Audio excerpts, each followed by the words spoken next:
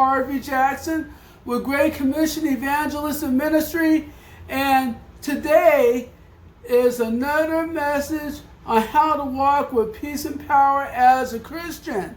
And today we're going to talk about how to share your faith. We're going to talk about the power of witnessing, part 3, how to share your faith using your testimony.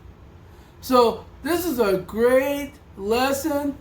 And remember, we're doing this to help you draw close to Christ, to help you experience obeying Christ, experience excitement that comes with sharing your faith, and also to help you be a change agent within your community. Our slogan is to receive His love, live His love, and engage our community in His love through missions and ministry. And this part talks about the second part, live His love, and the third part, engaging our community in love through missions and ministry. So let's go on and talk about this. Let me read you the scripture.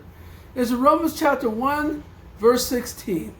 And it says, "For I am not ashamed of the gospel of Christ, for it is the power of God unto salvation to everyone that believeth, to the Jew first, and then to the Gentile." And I just want to take a moment to talk about that for a second. First, we want to understand that the gospel, the message of letting people know how to know Jesus Christ, the personal Lord and Savior, the message that Jesus Christ died on the cross for our sins, that He rose again from the dead, and that He's coming back again and set things straight on earth, that gospel is powerful. And it's also even more powerful that we know He will send His Holy Spirit into us to save us from a life of eternal suffering and damnation, because His Holy Spirit is in us. And also He wants to not just let us go to heaven, but He also wants to help us right now where we are right now in our lives, that He will help us to live a true, fulfilled, purposeful, meaningful life right now if we have His Holy Spirit in us. And that is an awesome message, people. It's an awesome message. And what's even more awesome about it, there's not a special club or crew that has to be a part of. It's for everybody. Anybody and everybody that wants to know Jesus Christ can know Him. Anybody and everybody.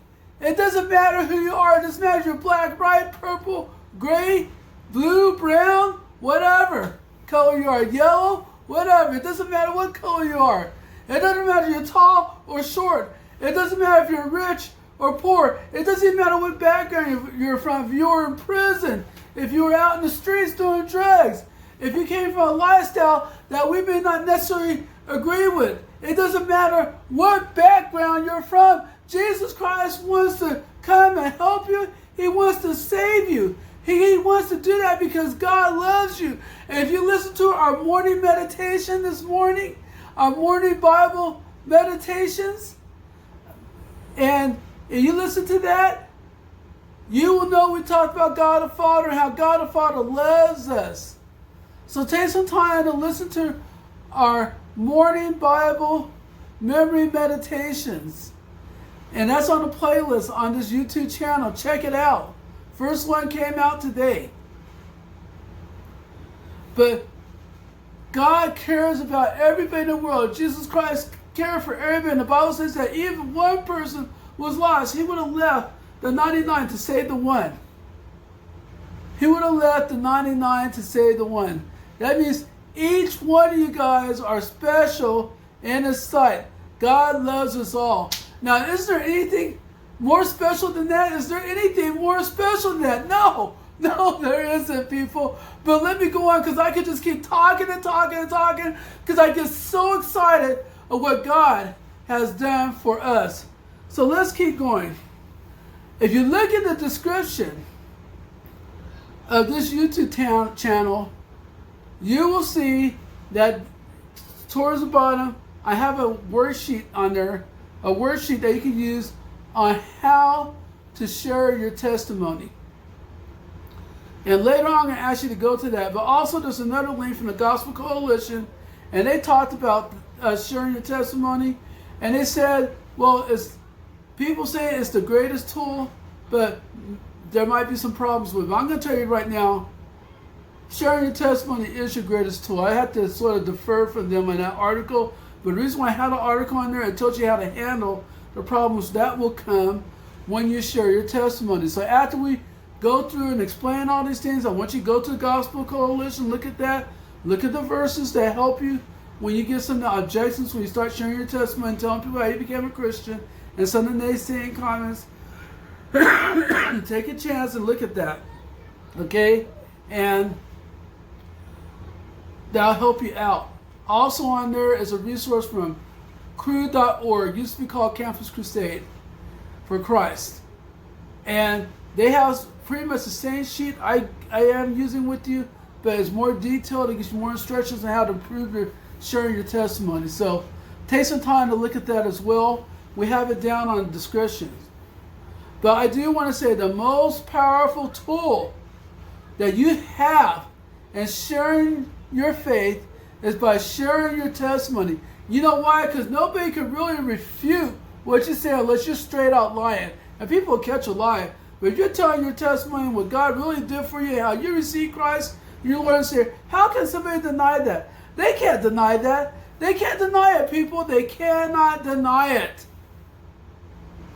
And that's why sharing your testimony is so important. That's why it's so important that you share your testimony. And share it to your friends, your family, to everybody that you can that will listen to it. Share your testimony. You have opportunity at work to share your testimony. Share your testimony. If you have opportunity driving down the road with somebody in your car, share your testimony. If you're down at a restaurant and things come up about sharing your faith and about going to church and stuff, share your testimony of what Christ has done for you. Because that will convince people more than anything else on how to become a Christian. That will do it, people. Take a pause, go to the description where it says how to share your testimony, and either print out that form, or you can take a separate piece of paper and fill it out yourself on a one sheet of paper. I suggest a line paper, and follow the instructions on that. So let's take a pause and do that right now. Take a pause and share your and work on writing your testimony down.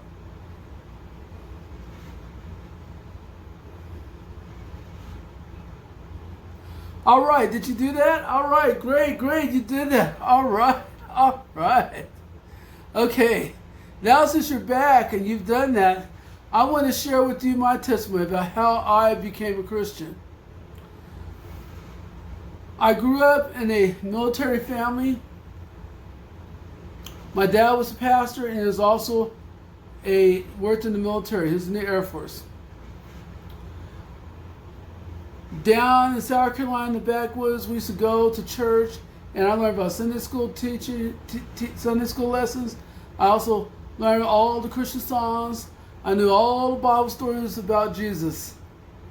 And I loved Jesus, and I knew Jesus loved me. When I was 7 years old, we moved down to Texas.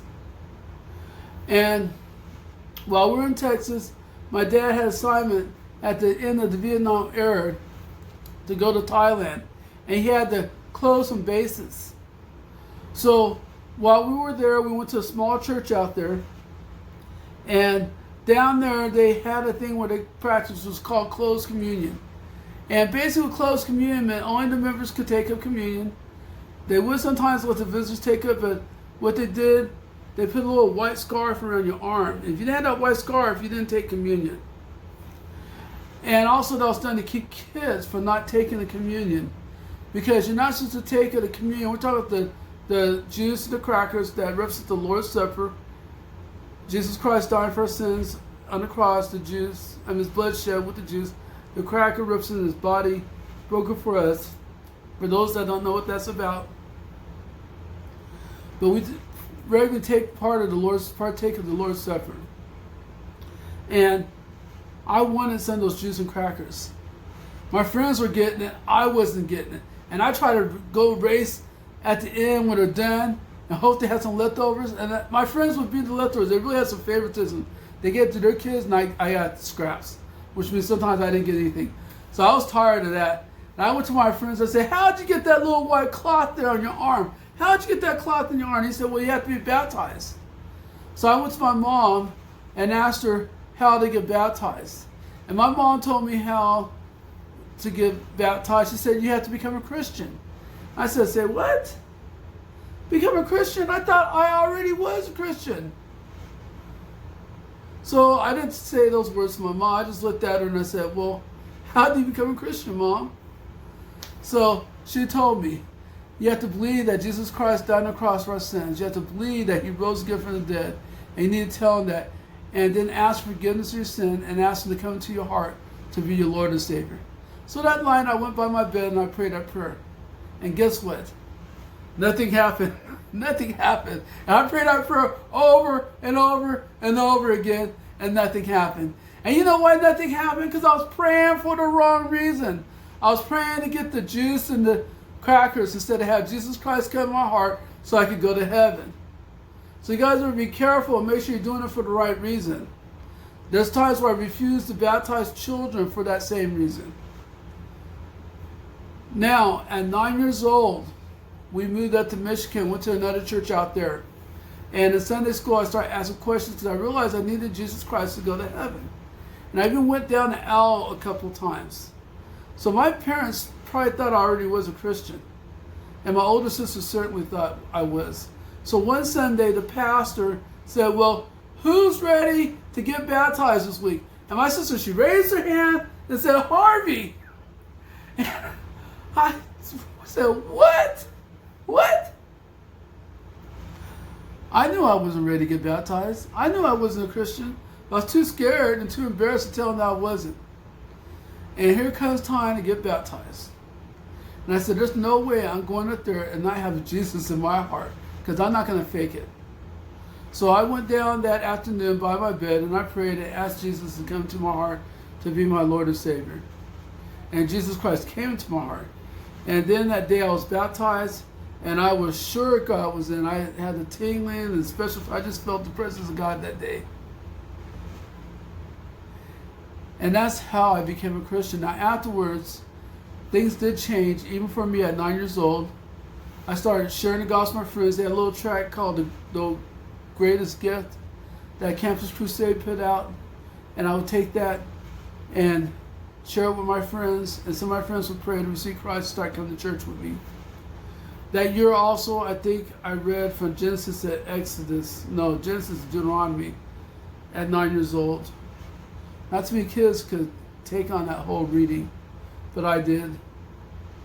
But later on in my preteen years, I sort of fell away from God, went my own way, started doing little teenage stuff. But at 13 years old, I rededicated my life back to God. And you've heard the story. I started hanging out with the college and career guys. Later on, I received my call to preach. And then, since then, I've been serving God and did eventually go into ministry. So that's how I became a Christian. And now you've heard the before, how I became a Christian, and what happened afterwards, how my life has changed. And I hope you take time to fill out that worksheet. If you haven't, take some time to do it right now. Pause the tape. Pause your phone or your computer and do that right now.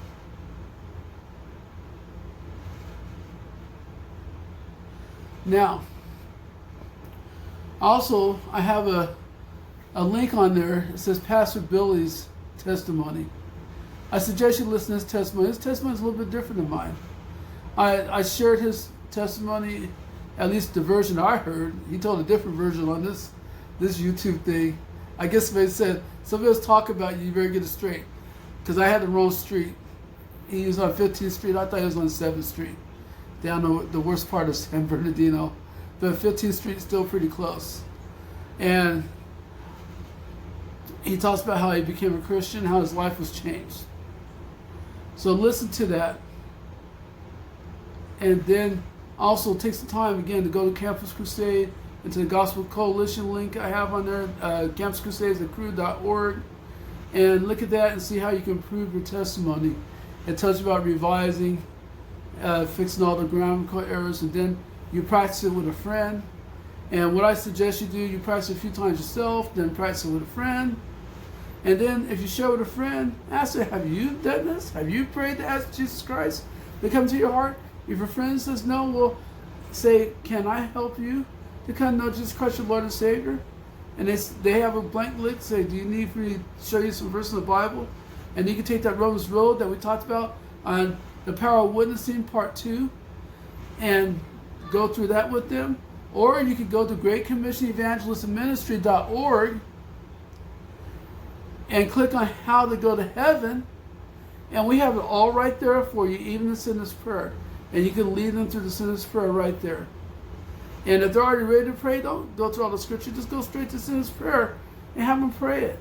Just let them know they got to be serious about it. Just like I told you, you have to be serious about it. That's why I'm so big on that. Make sure you're ready. Make sure you're serious to surrender your life to Christ.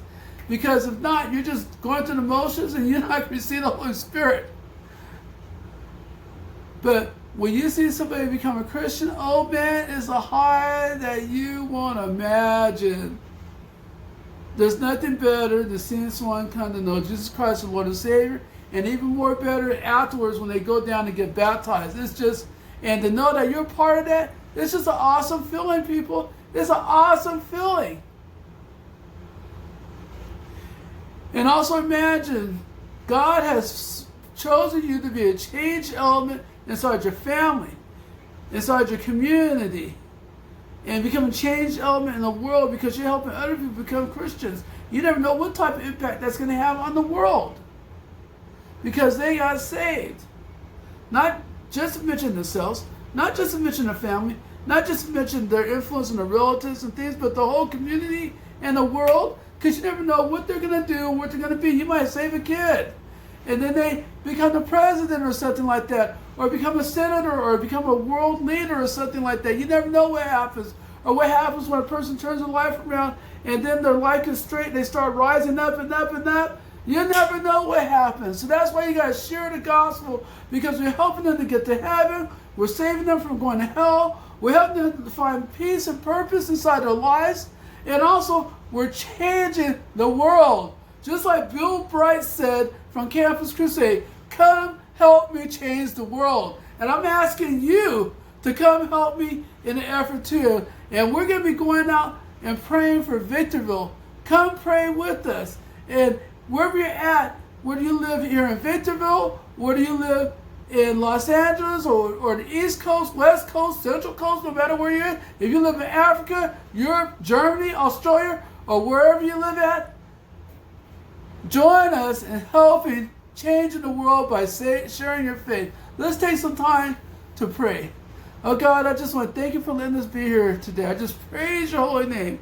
I pray that you help us, allow your Spirit to use us to share our testimony to our friends and family so they might be saved. Help us not be afraid to do it.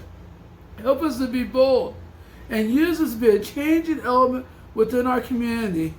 And I just praise you in Jesus' name. Amen.